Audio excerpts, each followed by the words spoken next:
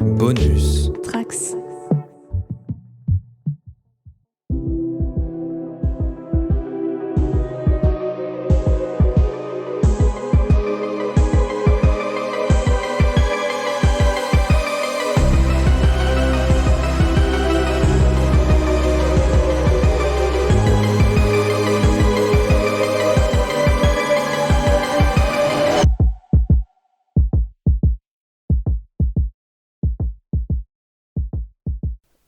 Bonjour et bienvenue dans ce nouvel épisode de Spoilers, un épisode un peu particulier puisqu'il est consacré à l'anniversaire, les 10 ans d'un terrible événement qui vous a secoué toutes et tous, j'en suis sûr, la date exacte c'était le 3 juin 2013 je crois, si je ne m'abuse. C'est les Noces pourpres de la série Game of Thrones, 29e épisode de la série Game of Thrones. Pour l'occasion, je suis bien sûr entouré de Briac et de Justine que je salue, comment allez-vous ? Ça va très bien. Vous êtes En pleine prêts ? forme. Prêts pour se remémorer ce bel événement ? Non. Yes, c'est la réponse que j'attendais. Et pour l'occasion, nous avons une invitée de marque, une invitée habituée des séries que vous avez déjà pu entendre dans moult podcasts et vu dans moult vidéos. Il s'agit de Mimi Hegel. Coucou Mimi, comment ça va ? Hello, ça va très bien, merci beaucoup de l'invitation. J'adore revivre des traumas encore et encore, donc plaisir. Bah voilà, c'est parfait. On a pensé à toi. On avait déjà évoqué dans Spoilers Mimi débrief les séries. Voilà, où tu débriefes les séries directement avec des invités. Après chaque épisode, on va en reparler tout de suite après. Pour les gens qui ne te connaissent peut-être pas, tu es créatrice de contenu indépendante, streameuse, autrice et podcasteuse. Tout à fait. Voilà, n'hésitez pas à aller faire un tour sur le Patreon. On fera une petite séance promo Merci beaucoup. à l'issue de cet épisode parce que c'est du super contenu sur Twitch, sur toutes sortes de choses. Donc voilà, si vous aimez les séries, déjà vous êtes au bon endroit. Justement, tu faisais donc le récap. Moi, je t'ai découvert sur ce format en tout cas. J'ai découvert que tu faisais House of the Dragons, donc qui nous Tout à intéresse puisque c'est directement lié à Game of Thrones. Qu'est-ce qui t'a donné envie de faire ce concept-là ? Parce que c'est un concept qui consiste, si j'ai besoin de l'expliquer, de débriefer épisode après épisode. Qu'est-ce qui t'a donné envie de faire ces récaps ? Est-ce que c'est peut-être des sites anglophones qui t'ont inspiré ? Est-ce que, voilà, j'ai envie de te... Oui, moi j'écoute beaucoup de podcasts américains et en effet c'est un format qui se fait beaucoup plus dans les médias anglo-saxons, le format débrief récap à la fois à l'écrit et en podcast beaucoup. Et moi j'écoute sur mes séries préférées qui se prêtent bien en plus à tout ce qui est théorie, interrogation, lecture différente du même événement. Bah, j'adore écouter des podcasts, c'est de la vraie critique artistique quoi. Et du coup j'en écoutais et il y en avait pas beaucoup en France. Et j'ai tenté l'aventure quand je travaillais à la base, avant d'être indépendante, j'ai travaillé chez mademoiselle.com qui est un magazine en ligne. Tout à fait. Et c'était en pleine Game of Thrones mania et moi je suis assez vite devenue l'experte Game of Thrones de la rédac parce que je suis une grosse nerd de Game of Thrones donc ça tombe bien. Et c'est là où j'avais commencé ce format débrief épisode par épisode pour les toutes dernières saisons de la série.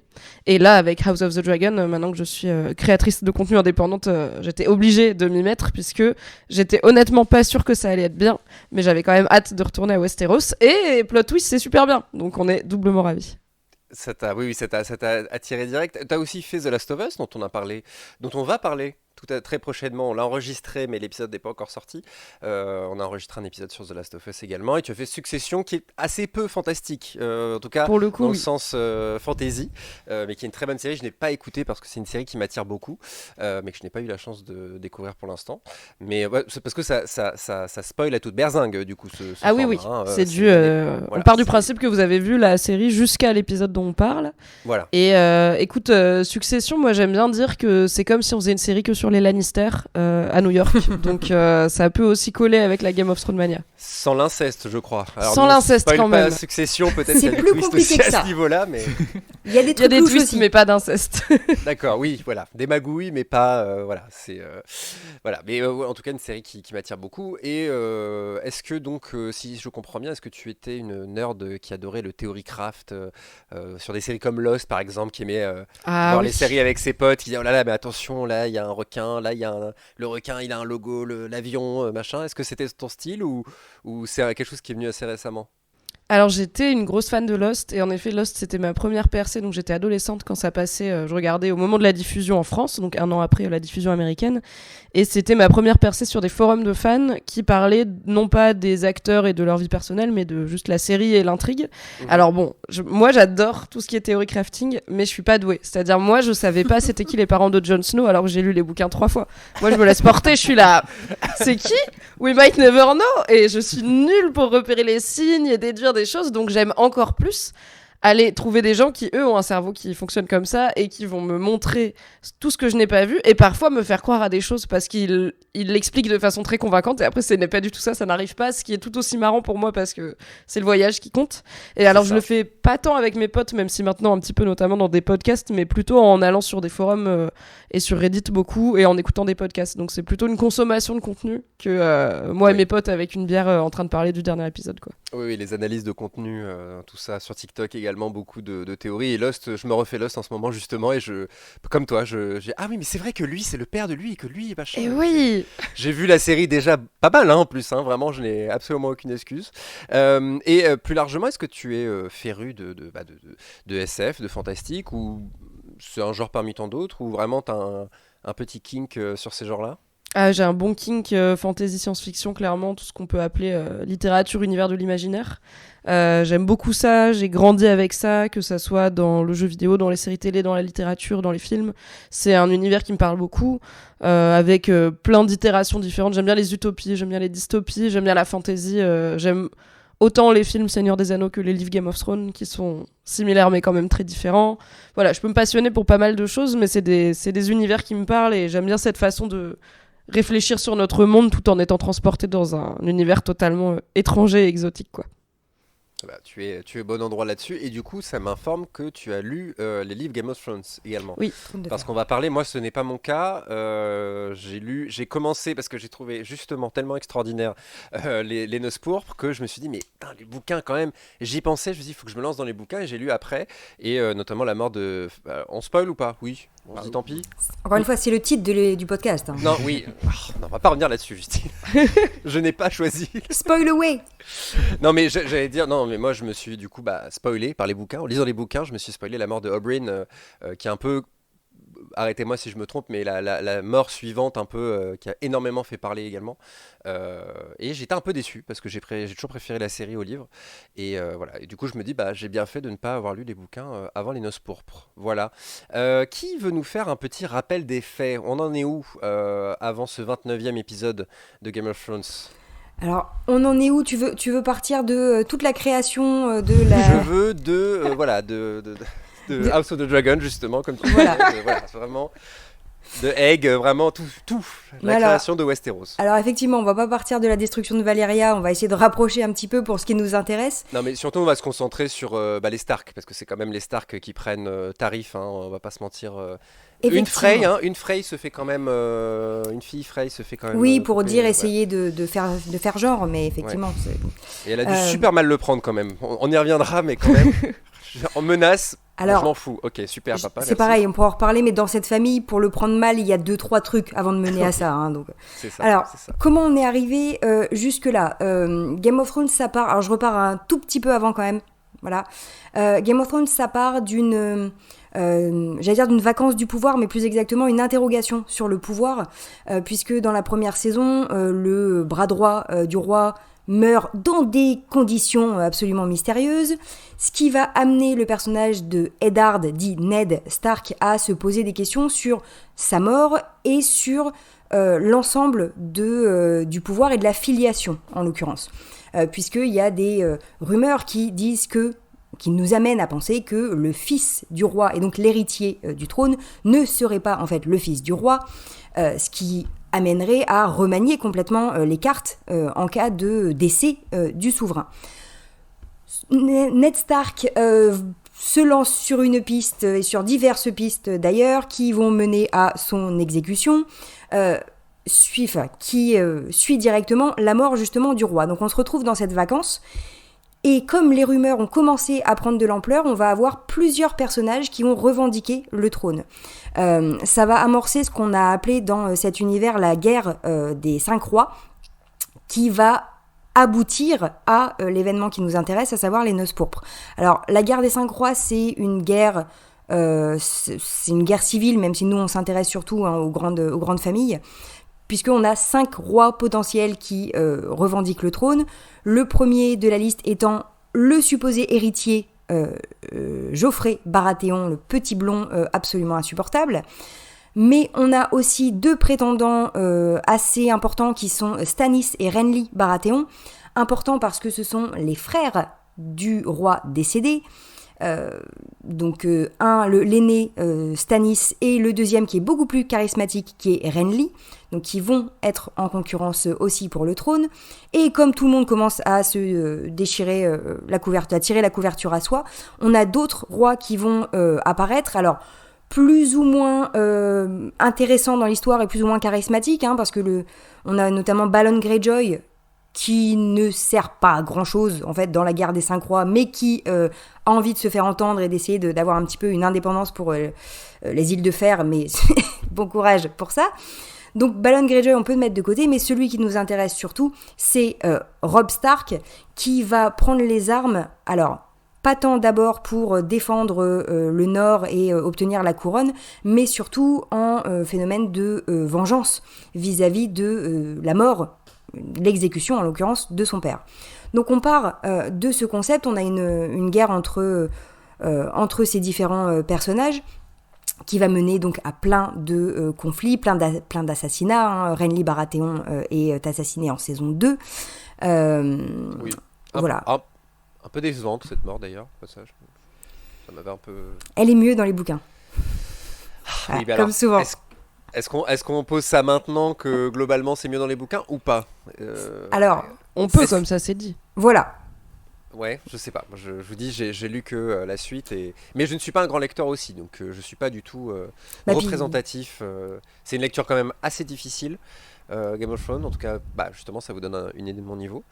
Mais bref, voilà, excuse-moi, je t'ai coupé. Non, pas de souci. Donc Robb veut venger papa et puis se dit qu'au passage, disons que si en plus il pouvait être roi, c'est quand même assez cool, sachant que le Nord, c'est le territoire qui représente globalement la moitié de Westeros.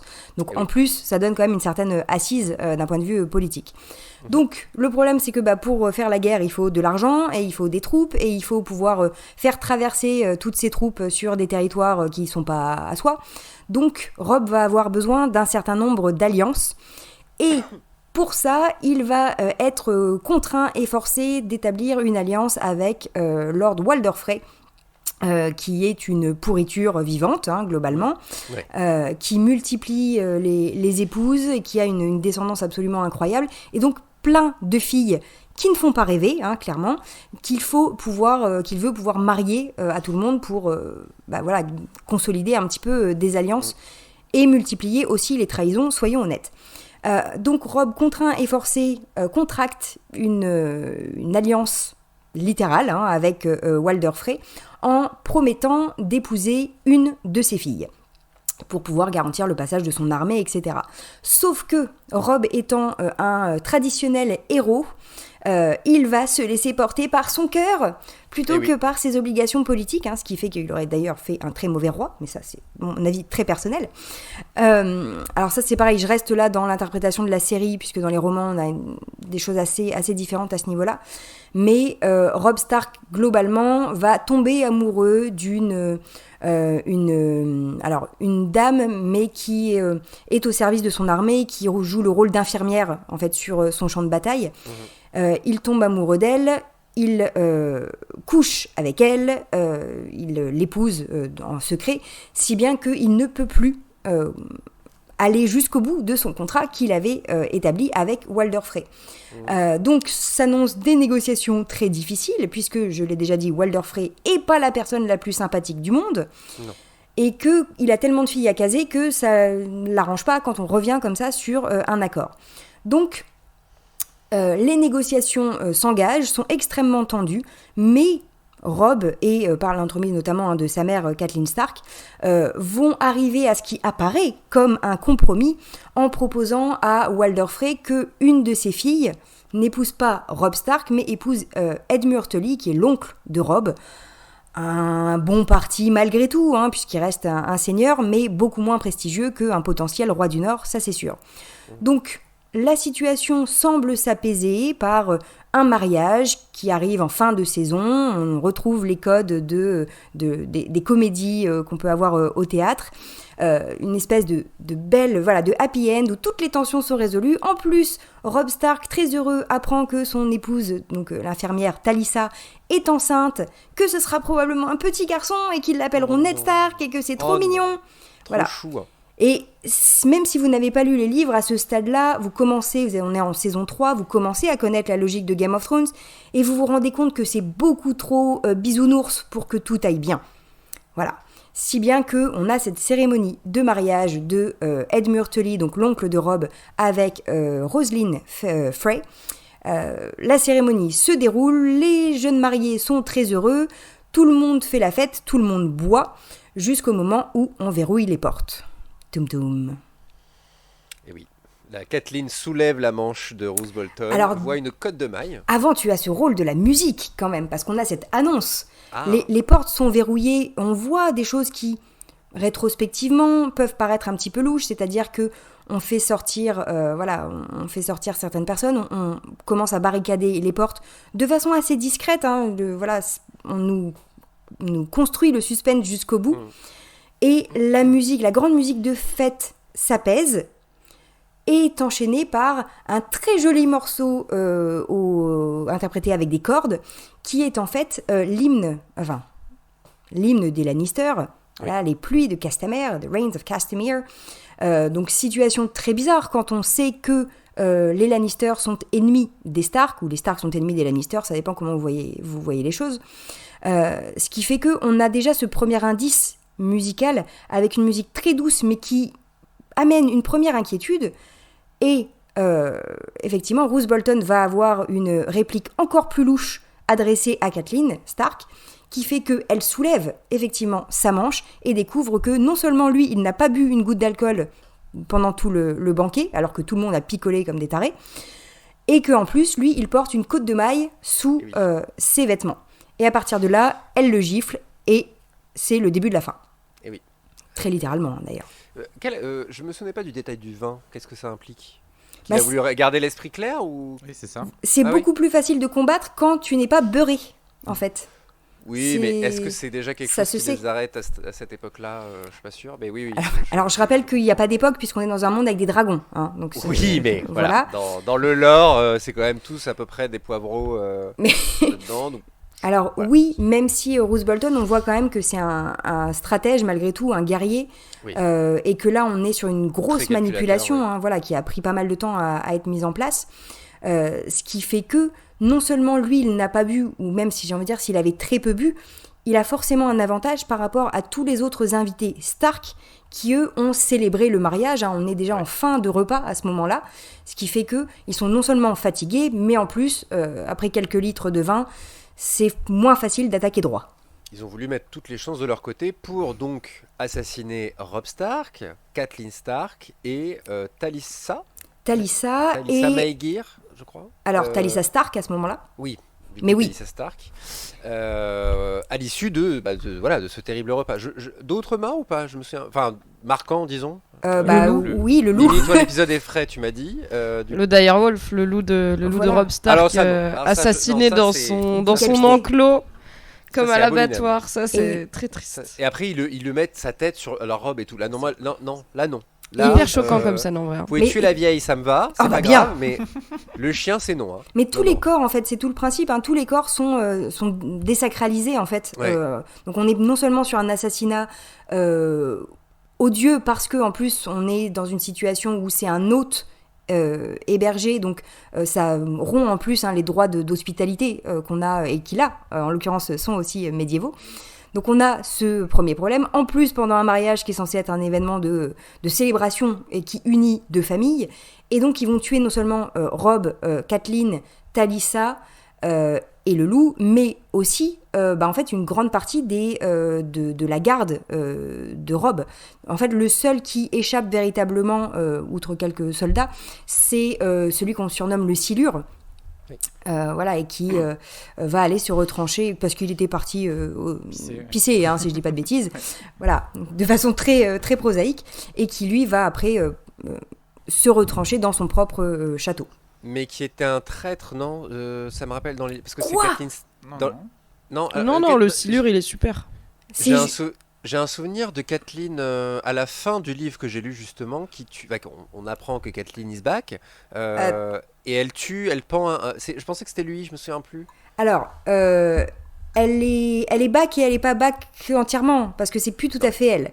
Tu comprends ce que je veux dire? Oui, non, mais elle a tendance à être parano et à penser que des gens l'ont trahi et à se venger en les tuant alors qu'ils l'ont pas forcément trahi. C'est ça. C'est plus vraiment Kathleen Stark dans toute sa lucidité, quoi. C'est Lady Cœur de Pierre, donc. Elle est pas bien, ça. Non. Elle est pas en forme. Petite thalasso, je pense. Mais bizarrement, elle parle plus, non. voilà. Mais bizarrement, quand tu assassines le fils aîné, et clairement son préféré aussi, le fils aîné devant ses yeux, plus son futur petit enfant, plus tout le monde, et que tu ensuite jettes son cadavre dans une rivière, parce que c'est la famille Tully et que du coup leur emblème c'est un poisson avec une rivière, bizarrement ça laisse des traces. Ouais. Voilà, ne faites pas ça un chez beau vous. mariage.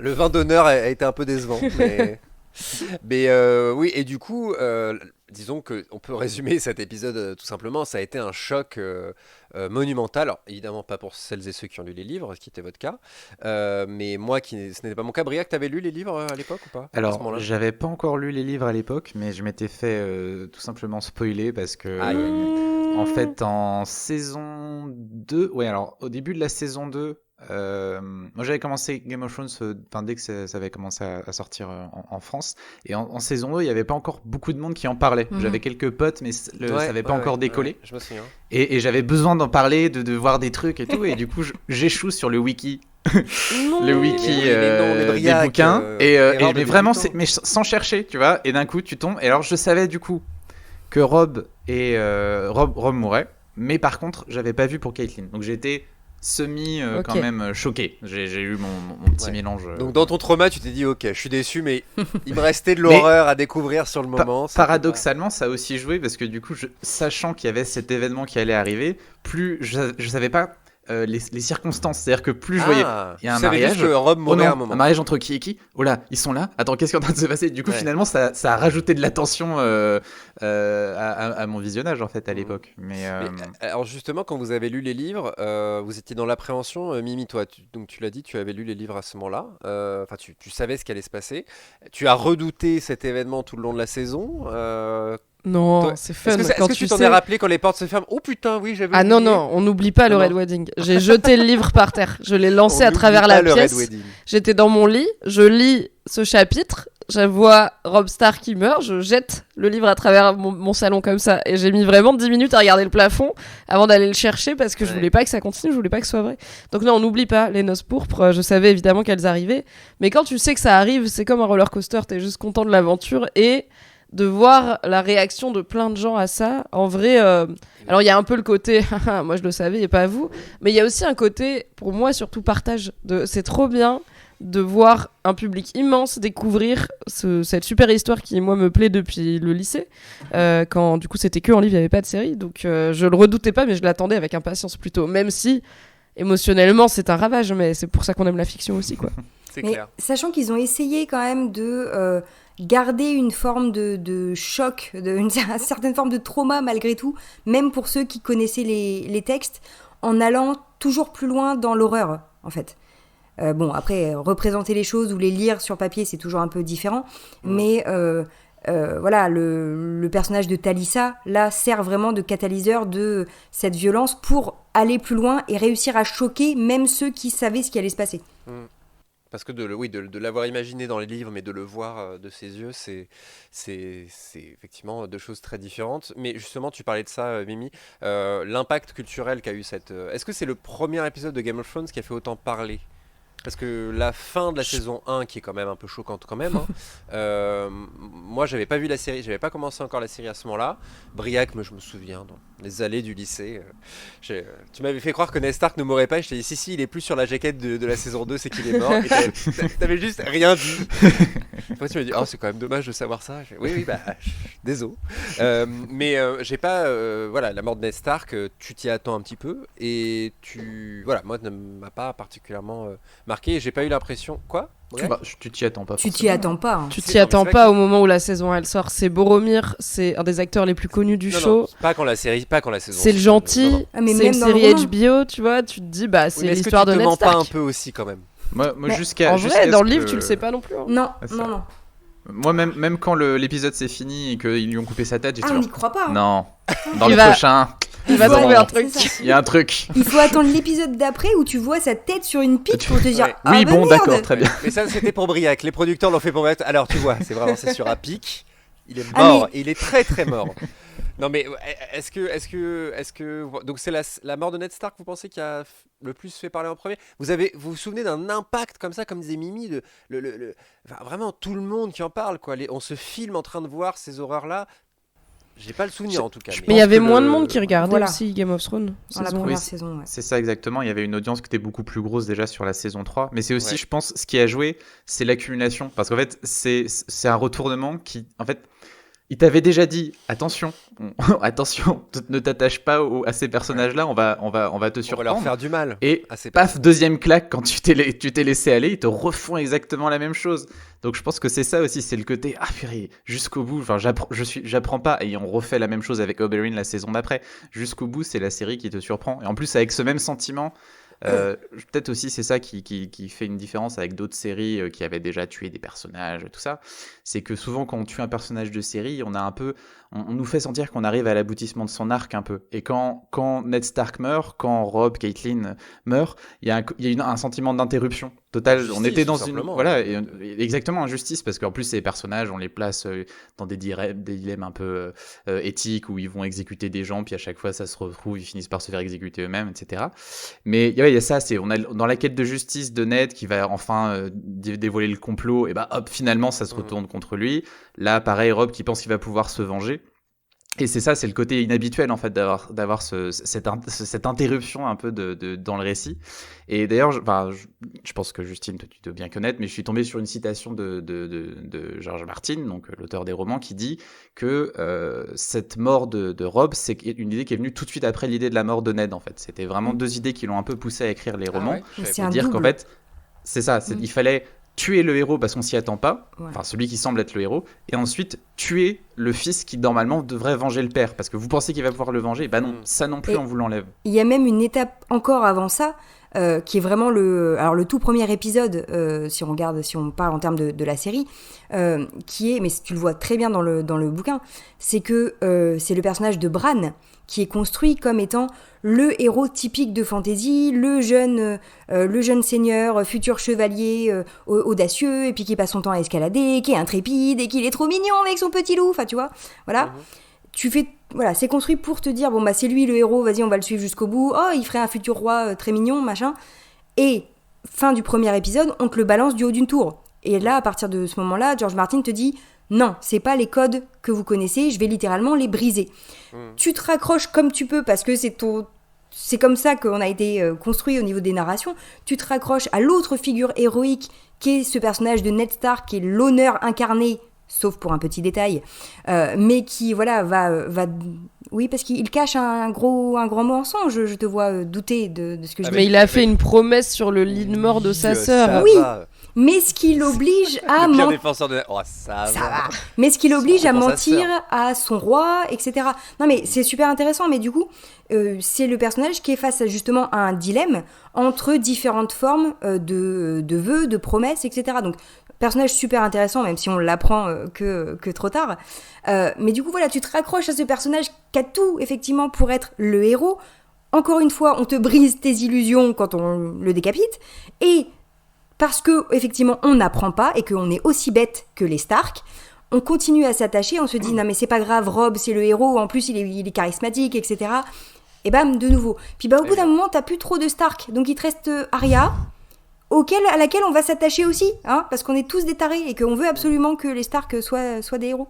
Qui ne meurt pas, cela dit, mais effectivement, c'était... Non, et puis surtout, c'est aussi, je pensais que tu allais dire ça, Briac, mais il y a aussi dans les séries, on va dire modernes, mais probablement plus anciennes que ça, mais disons que quand tu as un épisode où il y a un personnage principal qui meurt, tu souffles après quelque part, tu es choqué, mais tu dis oh là là, c'était horrible, mais bon, allez, c'est pas grave, et au moins, à minima, l'épisode suivant, il y aura un autre mort. Que là, c'est l'accumulation aussi. Quand tu Rob, tu dis ah bon, bah au moins, il reste un héritier potentiel. Non, c'est terminé. Non, même la femme meurt avant, je crois d'ailleurs.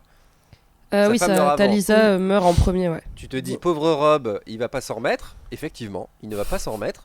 Ensuite, sa mère, c'est ça qui l'achève. Un espoir avec la mère, et non.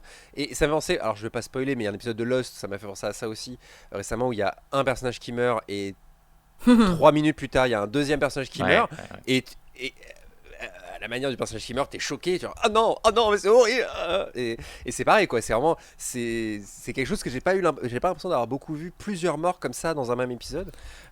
Probablement dans Oz, il doit y avoir 3-4 morts d'un coup dans la saison 6, mais voilà, ça reste cette accumulation là quoi. À la différence, c'est que dans Game of Thrones, on s'était attaché aux personnages qui sont morts. À la différence de Lost. Je ne tolérerai pas les critiques sur Lost dans un podcast auquel je participe. Pour une des deux, on s'en fout royalement, soyons honnêtes. Non. Après, en vrai, Talisa, on s'en fout. Désolé, mais. Ah non, oui, Talisa, je suis assez d'accord. Le symbole est terrible. C'est ça. La violence de la scène est terrible, mais c'est pas la mort la plus choquante de. Enfin, si avec elle, on se souviendrait pas de l'épisode, quoi. Voilà. C'est ça. Elle, on s'en fiche. Ce qui impressionne, c'est les coups de poignard dans le ventre. Hein. C'est, Ouais. Voilà. Et d'ailleurs, est-ce que du coup, Mimi, on est sur la même type de violence dans les bouquins sur cette scène ? Est-ce que c'est le même process ? Est-ce qu'il y a des différences précisément sur ces assassinats Il y a de la violence physique dans les bouquins et George R. R. Martin n'a pas honte de décrire les entrailles fumantes, etc. Il y a moins de violence aussi crue. Pour moi, ce qu'il y a de très choquant dans Les Noces pourpres en termes de violence visuelle, c'est quand Talisa se fait poignarder pile dans son ventre alors qu'elle est enceinte. Et une scène, mais qui du coup arrive dans l'épisode d'après, qui est la tête du loup sur le corps de Ned Stark, parce qu'il y a un côté disproportionné et grotesque qui est vraiment, je trouve, comme tu l'as dit, Justine, désacralisant. La compagne de Rob, la femme de Rob n'est pas sur place dans les livres, donc elle ne se fait pas tuer et cette histoire de potentiel héritier d'ailleurs continue à flotter dans le fandom, puisque rappelons que les livres ne sont pas finis. Il peut y avoir un petit Rob Stark dans le tiroir quelque part, donc c'est pas du tout la même. On n'a pas cette idée de une femme enceinte poignardée dans le ventre, qui est quand même la chose la plus choquante. Après, l'autre grosse différence, c'est que les livres sont racontés à la première personne. Chaque chapitre, c'est le point de vue d'un personnage, et là, c'est Catelyn. Donc on est quand même dans la tête d'une mère qui voit son enfant mourir. Donc ça, pour le coup, psychologiquement, et c'est peut-être, je pense, que l'actrice Michelle Fairley essaye de rendre avec ce cri primal qu'elle pousse quand Rob est bel et bien cuit, finito, adieu Rob, il reviendra pas. C'est vraiment psychologiquement plus compliqué à vivre, quoi. Mais tu m'apprends que la femme de Rob ne meurt pas dans les bouquins. Je savais pas. Ah oui, du coup, tout est possible. Et puis c'est pas le même. Tu vois, dans la série, Rob et Talisa sont amoureux. Il y a vraiment une relation. Ils sont très proches, etc. C'est très touchant. Dans les bouquins, c'est plus compliqué que ça parce qu'ils couchent ensemble au moment où Rob est drogué, en fait, globalement, suite à ses blessures. Et on ne sait pas véritablement s'il l'aime. Ce qu'il fait, par contre, c'est que comme il a couché avec elle, il va l'épouser pour, encore une fois, faire le geste honorable. Et comme à chaque fois qu'un Stark fait quelque chose d'honorable, il meurt juste derrière. C'est comme ça qu'Arya a survécu. Hein. Elle a rien fait d'honorable. Exactement. Elle a juste planté des gens. Même Jon Snow, il arrive à échapper au modèle honorable un petit peu. Et il y a aussi un truc que je trouve intéressant avec cet épisode, qui est, là on a vu qu'il était représentatif un peu de l'approche narrative de la série, mais il y a aussi quelque chose, je trouve, qui moi je rattache vachement à Game of Thrones, c'est des séquences d'appréhension, enfin de terreur sourde. Il y a pas mal de moments dans la série où tu regardes et tu sens qu'il y a quelque chose qui va se passer, et ça il le faisait très très très très bien, et même même sur des épisodes moins bien vers la fin, ça il le maîtrise quand même. Et tu t'en as parlé un peu, Justine, avec l'utilisation de la musique pour faire monter la tension, mais toute cette scène elle est vraiment très très bien construite. Il y a plein de petits détails, genre le fait que juste avant de fermer les portes, on a Catelyn qui va mentionner Ned, et donc ça nous remet le destin de Ned en tête, même si à ce moment-là, c'est pour un truc positif. Et juste après, t'as Lisa et Rob qui parlent de leur enfant, donc on se projette dans l'avenir, mais tu viens de penser à Ned, donc t'as les deux sentiments un peu contradictoires. Et comme vous disiez, je crois que c'est un chapitre qui est du point de vue de Caitlin, normalement, dans le roman, si je ne m'abuse. Et toute la mise en tension dans cette scène-là va reposer sur un jeu de chant contre chant sur le point de vue de Caitlin qui va découvrir un détail l'un après l'autre. Alors elle va regarder les musiciens, elle va regarder les codes de mailles, elle va regarder tout le monde. Et ça, c'est super intéressant la manière dont c'est fait. Et un dernier truc que je trouve assez malin aussi, c'est que Game of Thrones, au niveau de la stylistique de la série, n'utilisait très peu de ralentis. Mais justement, c'est malin d'avoir vraiment continué à utiliser ça dans cet épisode, parce que du coup, quand la violence surgit, c'est hyper brutal et c'est hyper surprenant. C'est-à-dire que Talisa, elle se prend tout de suite des coups de couteau, il y a des coupes hyper rapides, et je me souviens que la première fois, t'as l'impression, tu te dis, est-ce que je suis en train de voir ce que je suis en train de voir? Enfin, t'as le cerveau qui a pas le temps encore d'enregistrer. Ouais. Donc la mise en scène est très bonne et en même temps très représentative de certaines des qualités de la série, quoi. Mais c'est d'ailleurs ce que j'avais trouvé un peu dommage à l'époque, parce qu'évidemment la violence avait beaucoup fait parler. Notamment, il y avait aussi un épisode avec le trigger warning, le viol de Sansa par Ramsay, qui avait aussi fait parler, mais je veux dire d'un point de vue presque la presse en avait parlé, quoi. Et j'avais trouvé ça. Je suis plus mitigé pour la partie Sansa, mais sur les noces rebelles, j'allais dire, très bien. Sur les noces pourpres, c'est quand même une scène très bien réalisée, quoi. C'est la preuve, quand on en parle, c'est le visuel qui nous a marqué. Et j'avais trouvé ça un peu dommage de réduire ça, je sais pas ce que vous en pensez, mais de réduire ça à juste ils ont voulu faire de la violence pour de la violence. Alors oui, la violence est exacerbée dans cette scène, mais comme on l'a dit, mais même moi, ce côté huis clos, qui en fait on est déjà dans un huis clos, mais on le sait pas encore. On se dit non, à tout moment Rob il peut sortir fumer sa clope. Non, il est déjà sur le point de mourir, il ne le sait pas encore. Mais justement voilà, je vois d'ailleurs les seuls échos de l'extérieur, c'est justement le chien qui crie, je crois. Ouais. On a des coupes, ouais. Ouais. Mais, on a Arya quand même. On suit Arya. Il y a ça aussi, Arya, on perd l'espoir de voir Arya se reconnecter avec sa famille. Et en vrai, ça fait partie au tragique de la scène. Il y a ce côté, comme vous disiez, injustice d'arriver vraiment 2 minutes trop tard. Et Arya, c'est quasiment un running gag au bout d'un moment. Combien de fois les stars qui peuvent se croiser et pas savoir qu'ils sont là tous ensemble. Ouais. Et c'est tragique pour elle aussi. Mais même le montage est trompeur, parce que il y a des moments où la cérémonie a commencé et on va repartir voir Daenerys par exemple, voir ce qui lui arrive, et on revient et ça te met presque dans un faux sens de une sensation de sécurité pendant un moment, genre bon, s'il y avait un truc important on l'aurait vu, on passe à autre chose et puis on revient. On revient, d'accord. Donc finalement, il y a presque, vraiment très très malin. Là, elle est longue cette soirée quand même, c'est bizarre. Pourquoi est-ce que qu'est-ce qui peut se passer là encore? Quand il rencontre sa femme aussi du mariage, tu vois, la femme en fait, il y avait tout un truc sur, il avait peur de la femme qu'on allait lui donner. En fait, elle est super jolie et du coup, il y a un côté genre oh là là, twist mais cool et quand même longue cette soirée, quoi. C'est bizarre, comme tu dis, on va voir Daenerys, c'est bon quoi. Qu'est-ce qui peut, on va rentrer chez nous, c'est bizarre et oui. Et même dans la réalisation, ils poussent le truc jusqu'à... dans cette séquence, en plus, ils font un caméo de Will Champion, qui est dans les musiciens, donc un musicien de Coldplay. Oui, c'est vrai. Qui est dans les musiciens, et tu dis, oh, c'est cool, tu vois, ils te font des petits trucs pour te mettre en confiance. Voilà, les fourbes. On a mis un membre de Coldplay, genre, qu'est-ce qui pourrait mal se passer? Et après, bim, ils enlèvent... Énormément de violence qui arrive. Ils enlèvent les instruments de musique et ils sortent les arbalètes. Les salauds. C'est ça. Énormément de violence. Est-ce que vous avez un souvenir d'une mort choquante comme ça dans les séries américaines ou françaises, si jamais, mais une mort comme ça, mais vraiment sur le côté violence quand même. Il y a le côté, pas juste... vous voyez ce que je veux dire? Difficile de trouver un exemple. Moi je pensais à Lost justement que j'ai mentionné tout à l'heure. Alors, on va pas spoiler, mais comme le disait Justine, je crois, c'est l'accumulation, c'est vraiment la mort de 2 personnages ça, coup sur coup, qui surprend et qui n'arrive plus jamais dans Lost. Mais c'est pas tant les personnages et c'est pas, c'est des coups de feu quoi. Voilà. Oui. Il y a des exemples dans Buffy, surprenants et violents. Qui est des choses auxquelles on ne s'attend pas, alors on va éviter de spoiler aussi du coup, mais alors je vais spoiler une série parce que je cherchais des équivalents vraiment dans le niveau un peu de la brutalité du truc, et en fait c'est une série, c'est LLO, donc série des années 80-90, et en fait ce qu'ils avaient fait, c'est qu'il y avait un personnage qui était un peu un personnage détesté depuis une saison, et ce qui lui arrive, je spoil, LLO, je suis désolé, mais elle s'appelle Rosalind Shea, le personnage, et en fait elle est en train de parler avec son amant, alors elle attend l'ascenseur, puis ils se parlent comme ça et tout, l'ascenseur s'ouvre, elle sort et en fait l'ascenseur n'est pas là et du coup elle tombe de la cage et elle meurt. Et genre c'est le truc qui arrive comme ça dans l'épisode et ça a choqué toute une génération de spectateurs des télé américaines. C'est une série comique parce que c'est presque... Non, c'est pas du tout comique. C'est une série David E. Kelly et c'est un truc avec des avocats et tout. Mais c'est presque terrifiant parce qu'en fait ça arrive. Elle meurt. Quoi? Qu'est-ce qui se passe? Et donc c'est ça la mort de Maud Flanders.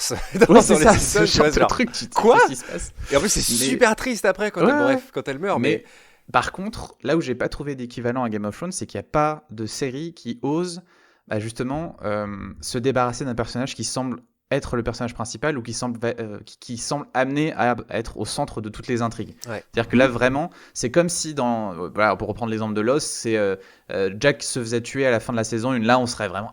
Ok, là, des trucs auxquels on s'attend. C'était d'ailleurs un projet au début, quand ils écrivaient le pilote, puis ils ont changé d'avis. Mais tu l'as mentionné tout à l'heure, Charles, la série qui s'en approche un petit peu, pour moi, c'est Oz. Oui. C'est-à-dire que Oz, autre série d'HBO, 97 ou 98, je ne sais plus exactement. 97-2003, je crois. Ouais, c'est ça. Et Oz qui donc va zigouiller des personnages non-stop, avec la différence que c'est des anti-héros. Donc il y a peut-être moins la surprise aussi, et c'est pas des personnages aussi... purs que les stars qui sont vraiment les personnages c'est les gentils assez nobles, c'est ça. Et le truc aussi c'est que Oz t'apprend la leçon de attention, t'attaches à personne dès le premier épisode, le pilote de Oz, c'est quasiment le concept tout de suite. Voilà. Attention, ce ne sont que des numéros et des archétypes et tout le monde est en danger, ils sont tous amenés à mourir à un moment donné quoi. C'est ça, Game of Thrones ça poussait quand même le curseur plus loin. Et je pense qu'on va commencer aussi à parler peut-être de l'impact de cet épisode, mais j'ai l'impression qu'il y a peu de séries qui ont réussi. J'ai pas d'exemple de séries qui a réussi à reproduire ça. J'ai réfléchi de mon côté et j'ai quand même pensé. Alors c'est très différent en vérité, mais peut-être que c'est parce que c'est House of the Dragon. Peut-être la scène que j'ai préférée, je sais pas, parce que déjà j'adore les dragons. Je suis un gros fanboy des dragons dans les séries et cette course-poursuite dans les airs entre les deux dragons, le dragon monumental et le tout petit dragon. Et il y a ce côté aussi de non, vas-y, c'est bon, il est tiré d'affaire là. Non, il meurt dévoré par un dragon et cette scène est, je trouve, très très bien réalisée. Et il y a un peu ce côté-là, je trouve. C'est les gentils, le petit jeune, il manque de se faire un peu... On sent que ça pue juste avant, mais comme il part, on se dit c'est bon, c'est réglé. Non, il se fait rattraper et il se fait tuer. Et c'est injuste, quoi. L'énorme dragon qui mange le petit... voilà, on y croit jusqu'au bout. Et non, pas du tout. Et puis tu as cette... la tension qui se transforme en angoisse parce que voilà, t'as la course-poursuite, effectivement, t'as le méchant d'un côté, le gentil qui essaye de lui échapper, et à partir du moment où le dragon devient incontrôlable, t'as aussi le personnage qui est censé être le méchant qui va paniquer de son côté parce que ça reste un gamin et qui va paniquer et qui va lui dire non, et t'as ce choc aussi du personnage. Et du coup, voilà, ça accentue toute cette situation, et pour avoir un apaisement absolument dramatique sur la dernière séquence où l'annonce est faite à la mère. Mais c'est peut-être ça la différence aussi, c'est que, pour moi en tout cas sur House of the Dragon, c'est que c'est un personnage qui est moins présenté comme crucial dans la mécanique narrative de la série. C'est-à-dire que ça reste un personnage qui est important, mais moins important que Rhaenyra ou que Alicent. D'ailleurs, moi, personnellement, j'ai oublié le nom du personnage. Aucune idée, mais voilà. c'est marrant. Non, c'est Lucius. Bon, c'est ok. Voilà. Mais en fait, c'est que... Ce qui compte, c'est que c'est un enfant. Lucerys. En fait, ouais, c'est ça. Ouais. Mais ça je sais pas, pour moi, c'est pas le même choc quand même. On le connaît beaucoup moins. Encore. On n'a pas passé 3 saisons entières avec lui. C'est pas un adulte. Je pense qu'en tout, il doit avoir 15 lignes de dialogue peut-être dans la saison. J'exagère Rob, peut-être. On l'a presque vu ado. Enfin, tu vois, on l'a vu évoluer. On l'a vu tomber amoureux. Son père. Oui, c'est clair. Ton cerveau de spectateur, Rob, en fait, toi, tu vas projeter tout ce que tu sais un peu des clichés en fait de ce type de récit. Donc, tu dis bon, il va falloir qu'il arrive à venger son père. Il va falloir qu'il fasse ça, etc. Et donc, le fait qu'on t'interrompe, c'est ça la surprise aussi. Je pense que c'est ça qu'il n'y a pas encore. Et je cherche des séries qui ont réussi à faire ça. Pour moi, c'est l'épisode qui a... Alors, il y a eu la mort de Ned Stark qui a fait dire à tout le monde « Ok, c'est pas la série qu'on pensait que c'était. » La mort de le Red Wedding, c'est ce qui a fait dire à tout le monde « Tout le monde peut mourir dans Game of Thrones. Personne n'est à l'abri. » Ce qui, en vrai, est faux parce que... Oui, il y a cette... Enfin, selon moi, en tout cas. Parce que oui, il y a cette idée de... Parfois, il y a des personnages qui ont l'air de pas avoir fini leur arc narratif qui meurent. Enfin, Rob, son arc, c'était d'essayer de conquérir Westeros. Mais en vrai, son arc, c'était... un potentiel roi conquérant qui est mort pendant la conquête, comme il y en a plein qui d'habitude sont des notes de bas de page et dont on entend parler mais dont on suit pas les aventures, alors que par exemple puisqu'on peut spoiler Game of Thrones, quand Jon Snow meurt, mais en fait non, En fait, dans les bouquins, on en est encore à Jon Snow meurt. On l'a pas vu revenir. Et il y a 0 seconde où j'ai cru que Jon Snow il était mort. Parce que c'est évident qu'il a pas fini. Je suis là, ben non, il est pas mort. Enfin, ah ouais. Alors que c'est pas tous les 4 matins que les gens ressuscitent dans Game of Thrones. Hein. C'est pas non plus. Et même, on l'a vu avec Catelyn Stark qui ressuscite entre guillemets dans les bouquins. Elle est plutôt zombie quoi. Ouais. Mais sur Jon Snow, je trouvais que c'était évident que son arc n'est pas fini. Alors que sur Robb Stark, j'ai jeté le livre parce que j'avais compris que c'était définitif. Moi, j'ai pensé à The Shield. Qui est une série policière sur des flics ripoux qui date des années 2010 je dirais 2005-2010 et où le premier épisode c'est un flic sympa qui rentre dans cette brigade d'élite et qui est là trop bien je vais me faire des copains et tout et qui se fait tuer dans le premier épisode et c'est comme ça qu'on comprend que c'est des flics ripoux et ça c'est pareil, c'est un peu aussi la mort du héros traditionnel, de l'innocence, de l'espoir, c'est là pour le coup la série te dit c'est pas cette série-là que t'es en train de regarder. C'est pas une série policière comme t'en as vu plein. Et je pense qu'il faut aussi, dans Game of Thrones, il y a des raisons d'avoir beaucoup de personnages qui meurent parce que c'est des gens qui sont en guerre et qui ont des armes. Si tu fais une série dans le milieu éducatif, dans la Drôme, a priori, les gens ont moins de Glock sur eux, j'espère. Ou de dragons, ou d'épées. Mais du coup, j'ai pensé à The Shield, dans Justified, dans Les Sopranos, dans The Wire, dans des séries qui se passent dans des milieux où il y a de la violence. Je pense qu'on a pu avoir aussi cette accumulation parfois. Je pense qu'il doit y avoir des épisodes où t'as 2-3 personnes qui meurt hyper vite et où t'es là attends quoi ça rebat toutes les cartes quoi. Dans Ozark un petit peu aussi mais voilà il faut que les gens aient des raisons d'avoir des armes sur eux. Oui ça aide. Mais...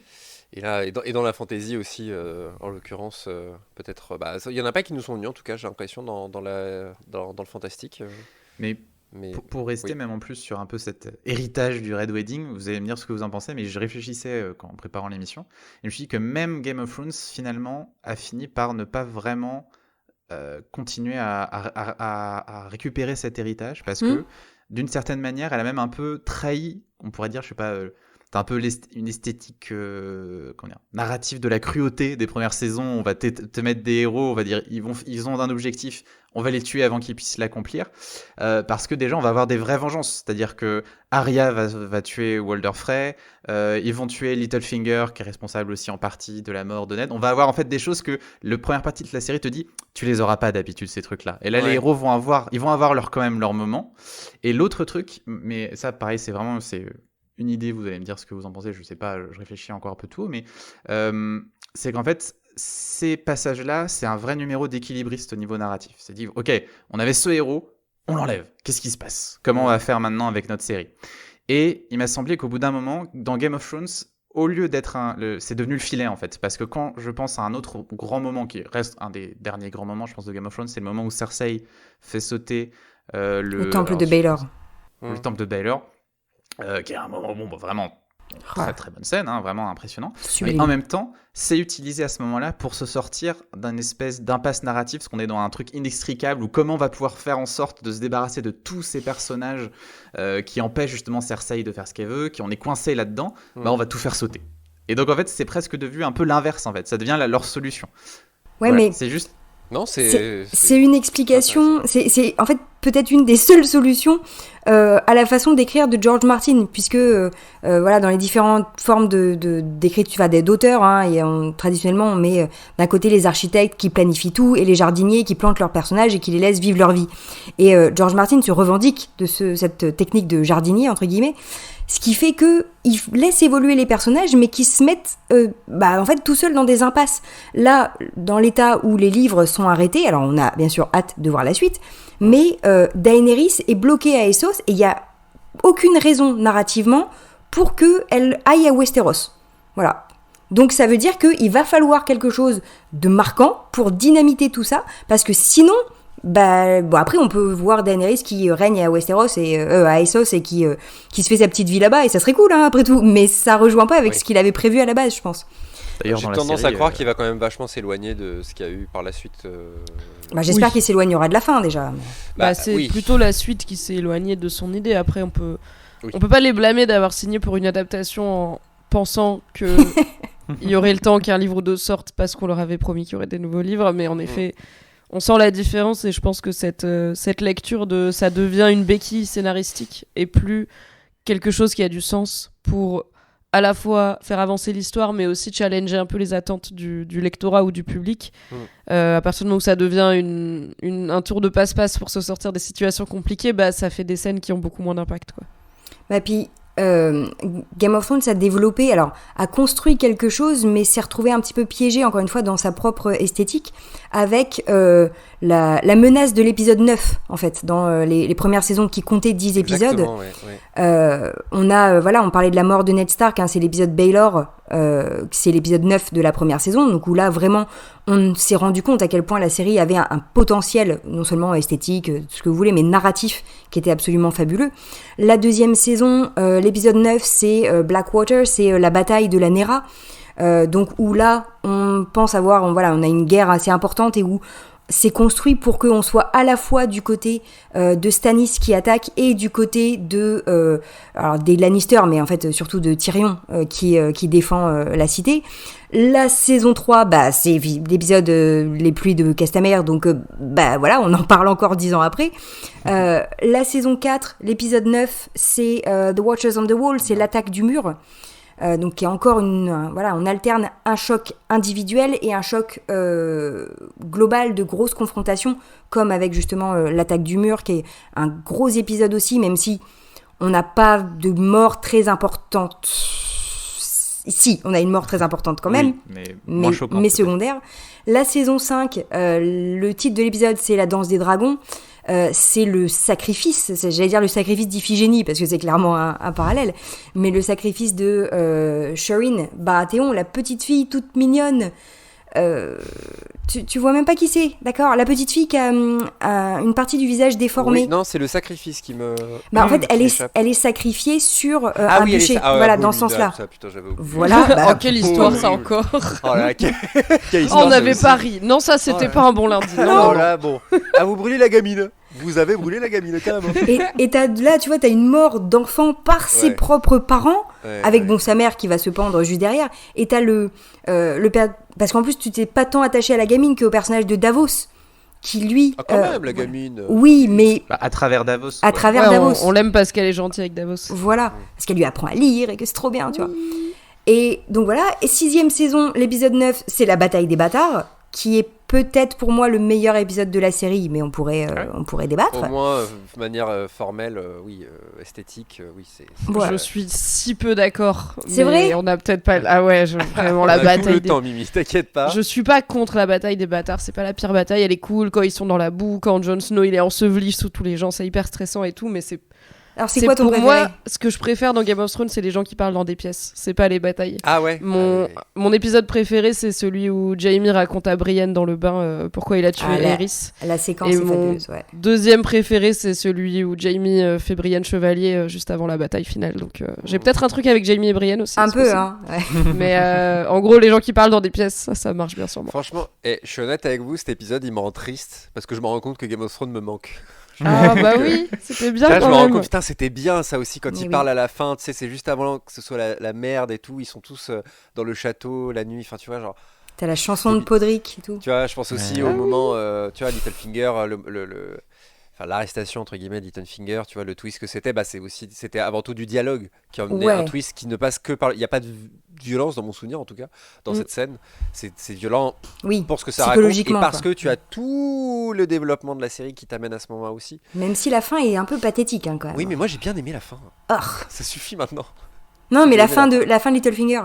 Ah oui, un peu décevant. Attends, on va s'arrêter 2 secondes, parlons sérieusement. Tu aimes bien la fin de la série? Moi j'adore Bran, voilà, je suis désolé. Et t'as des problèmes dans ta vie personnelle? Tu veux qu'on en parle ou... Non, j'aime Bran, j'aime son parcours. Et c'est trop long, beaucoup trop long pour tout ça pour ça. Mais je suis trop énervée. Non, je n'ai pas du tout détesté la fin de Game of Thrones. Non, je suis désolé. Pour moi, le problème, c'est vraiment pas que Bran finisse sur le trône. C'est juste qu'ils ont pas bien amené J'ai plus de problèmes avec comment ils ont fait finir Daenerys qu'avec Bran sur le trône à la fin. Je suis là, ça colle. Ouais, c'est juste qu'il y a littéralement une saison entière où on voit pas Bran parce qu'ils savaient pas quoi en foutre. Donc c'est juste pas bien amené si on est là. Attends, mais C'était lui depuis le début qui allait finir. En fait, rien n'est bien amené. C'est plus ça. Voilà, moi, c'est plus les marcheurs blancs, tu vois. C'est vraiment, la première scène de toute la série, c'est les marcheurs blancs. Tout ça pour ça. Et tout ça finit. Alors la scène est badass, le couteau qui tombe, bam, on plante le boss. Oui, non mais d'accord, mais putain les gars, tout ça pour ça quoi. Mais justement, vous nous avez offert une super bataille, d'accord, mais. Voilà, mais ça m'a plus énervé. Mais que Bran et compagnie. mais regarde, les marcheurs blancs. C'est un peu clicheton, tu vois, quand. Alors, Sam il dit on pourrait peut-être voter et qu'il se fout de sa gueule, tu vois, oui ok d'accord, oui. Mais c'est pas, j'ai pas détesté. Ouais mais si tu regardes les marcheurs blancs, tu dis tout ça pour ça, et Bran, on a établi tout à l'heure que littéralement le premier épisode ça nous construit pour qu'on se dise ah ouais c'est un futur héros, il va être trop bien, il pourrait être roi et tout, on te dit non, tout ça pour revenir et reboucler la boucle au dernier épisode et se dire ah bah en fait si, alors qu'il a littéralement rien foutu de ses 10 doigts. Mais d'ailleurs pour revenir à ce qu'on avait dit... beaucoup trop intense.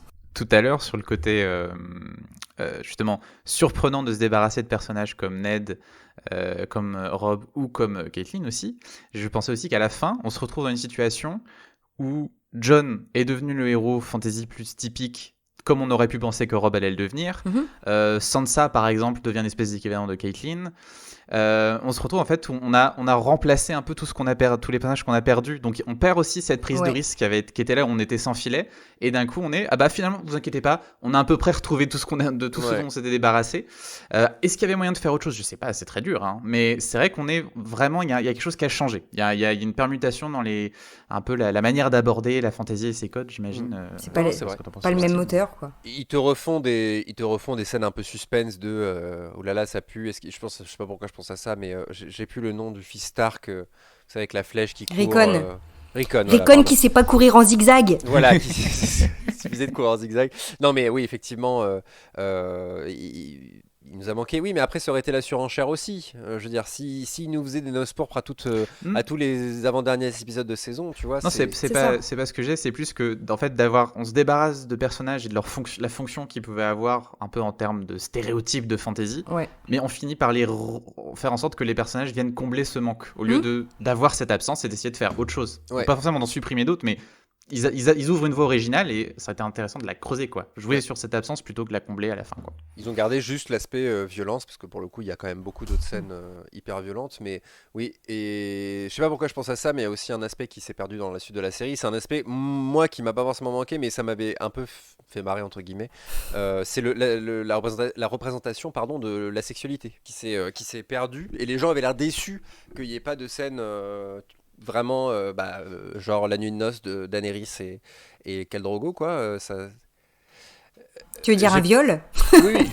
Oui, et en plus pour le coup j'allais amener, il y a quand même moi je trouve que la scène où Daenerys et Jon font l'amour dans le bateau pour la première fois, elle est hyper sensuelle, elle est très belle et on sent qu'ils ont appris un petit peu de comment ils représentaient les relations sexuelles plus tôt dans la série.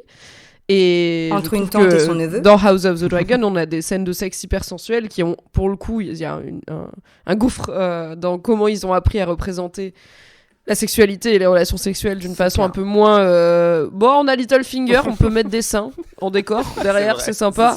Des seins, je sais pas, les gens, il y a des bzèbs, ils sont contents, quoi. Les gens, ce qui a marché, c'était l'époque. Mais comme Geoffrey aussi, c'est abominable avec ses servantes, on va dire, enfin, plein de trucs hyper glauques et les gens étaient déçus de ça, alors que quand c'est des prostituées, mais oui, ça rejoint un peu l'idée. En fait, c'est l'évolution de la série en fait est-ce que c'est pas l'évolution de la série tout court qui a déçu les gens là-dessus quoi. Même House of the Dragon, les gens disaient c'est trop politique et pas assez action, c'est trop etc quoi. Donc c'est une saison... Qui sont ces gens? Je ne connais pas ces gens. C'est clair. Je sais pas. Moi, c'est exactement ce que je voulais et avec plus de dragons, donc j'étais très content. Mais, et Matt Smith en plus. Oui, que j'aimais pas trop en plus, et pourtant, que j'avais tout simplement pas vu sur la durée, je pense, et je l'ai apprécié. Pas du tout mon perso préféré, mais voilà. Non. Est-ce qu'il y a d'autres points que vous souhaitez aborder sur cet après? Je dirais qu'en le revoyant, puisqu'on fait un petit peu le 10 ans après, je me suis rendu compte que j'avais oublié à quel point il se passe d'autres choses dans cet épisode, à quel point le Red Wedding a tout cannibalisé. D'ailleurs, l'épisode s'appelle pas The Red Wedding, il s'appelle The Reigns of Castamere, ce qui est peut-être un peu moins spoiler aussi que d'appeler l'épisode du mariage le mariage écarlate. Peut-être que les anglophones auraient fait bon. Le mariage en plus, c'est l'épisode 9, on en est à la saison 3, on commence à savoir. Et c'est une bonne référence pour les gens qui savent de quoi parlent les pluies de Castamere. C'est sur une famille qui se fait tuer dans un château, qui se fait décimer, quoi, une famille entière. Donc, par les Lannister. Par les Lannister, donc ça marche très bien aussi. Et en fait, il se passe d'autres trucs importants dans cet épisode. On a Jon Snow qui révèle aux sauvageons qu'en fait, il est toujours un homme de la garde de nuit et qui s'évade alors que, encore une fois, Bran Stark est à 2 pas. Enfin, on a aussi ce miroir entre Bran qui est à côté de Jon et Arya qui est à côté de Robb, et aucun des deux groupes Stark ne vont se croiser, ce qui est toujours tragique, je trouve. On a Daenerys qui conquiert littéralement toute une ville dans le même épisode, et plus personne n'a aucun souvenir que c'est au même moment que les Noces Pourpres qui ont forcément pris la part sur tout, quoi. Avec le premier acteur là de Dariona Harris. Là, oh là là, qui a l'air de sortir de Xena un peu. Ouais. En vrai, les deux, j'aime pas trop, mais bon. Qui a laissé son rôle pour aller jouer dans Deadpool. Ah oui, c'est vrai. Il joue Ajax. Des choix de vie. Il joue Ajax Francis. Ouais. Mais oui. Ouais. Et qu'ils ont remplacé par Michel Huisman, qui est un peu mieux quand même. Un peu mieux. Mais il faut savoir, pour les gens qui n'ont pas lu les livres, ouais, que Dariona Harris, dans le bouquin, c'est débile. Il a genre une moustache violette avec les pointes dorées. Mais oui. Des lentilles de couleur à chaque yeux, les cheveux bleus, la barbe rouge. Le gars, c'est Harlequin. Pirates des Caraïbes tombé dans une marmite d'Harlequin, tout à fait. Et du coup, il est censé. Alors, mais je pense que ce qu'ils se sont dit, c'est non, mais ça va avoir l'air débile. C'est pas sexy. Ça ne marchera pas. Et je suis là, en fait, avec cette attitude, ça marchera jamais, tu vois. Ayez un peu l'audace de nous proposer un mec qui ressemble à Jason Momoa, mais avec une barbe violette et dorée et des cheveux bleus. Et voyons ce que ça donne. Au lieu d'avoir un random brun barbu numéro 458 dans Game of Thrones, où vraiment, en plus, mes potes qui suivent un peu plus de loin, ils étaient là. C'est qui déjà lui ? Pourquoi il est là ? C'est un Stark, c'est un Baratheon. Mais moi, quand tu regardes la série, à un moment donné, tu te rappelles qu'il est parti à un moment. Juste, il s'est barré. Et Dario, plus de nouvelles. Il écrit plus. C'est elle qui le jarte. Ouais, c'est clair. Non, il ne reviendra jamais, du coup. Encore une fois, sans raison, si ce n'est que. Mais je me suis pas attachée. Non, c'est pas sans raison. Mais c'est comme avait dit Bréac tout à l'heure, quoi. Il était à la fin de son truc. Et puis, voilà, passons à autre chose, quoi. Voilà. C'est ça. Très bien. Écoutez, si vous avez pu mentionner tout ce qui vous a marqué dans cet épisode des Noces Pourpres, voilà, 10 ans et encore des choses à raconter, encore des podcasts à faire sur cet événement, voilà, et puis on espère, peut-être que House of the Dragon nous prépare des choses abominables, hein, qui sait. Oui. Alors, il y en a qui savent, car c'est un livre, et oh oui. On a dû teaser-nous là, sans nous spoiler, on a dû... Je trouve qu'il y a pire. Je pense que dans la saison 2 de House of the Dragon, il y aura une scène qui est pire que les Noces Pourpres. Et je vois clairement à quoi tu fais référence. Dans la violence, tu veux dire ? Ouais. Ok. Dans la violence physique, psychologique, les traumatisme, Eh bien, vivement, bientôt. Je sais pas quand arrive la saison 2. Ça va mettre 2025. 2024 peut-être. Ouais, 2024 pas avant. 2025 plutôt, ouais. Bon, on a le temps. Voilà. Oui, on a le temps de se refaire tout Game of Thrones avant. C'est ça. Merci beaucoup, Mimi, de nous avoir accompagnés dans cet épisode anniversaire des Noces Pourpres. Où est-ce qu'on peut te retrouver ? Il y a du Patreon. Oui, alors vous pouvez me retrouver partout sous MYMYHGL, à savoir sur Twitch, Twitter, Instagram, etc. Et sur Patreon aussi. Et sur Patreon, on retrouve une partie de mes contenus, notamment autour des séries télé, puisque je fais des récaps rigolos de séries télé. Donc ça, c'est à l'écrit. C'est-à-dire que je prends des captures d'écran de l'épisode et je fais ça épisode par épisode et je mets des vannes dessus et je les publie. C'est un format que je faisais aussi sur Mademoiselle et qui avait pas mal marché pour Game of Thrones justement, donc je l'ai fait pour House of the Dragon et d'autres séries.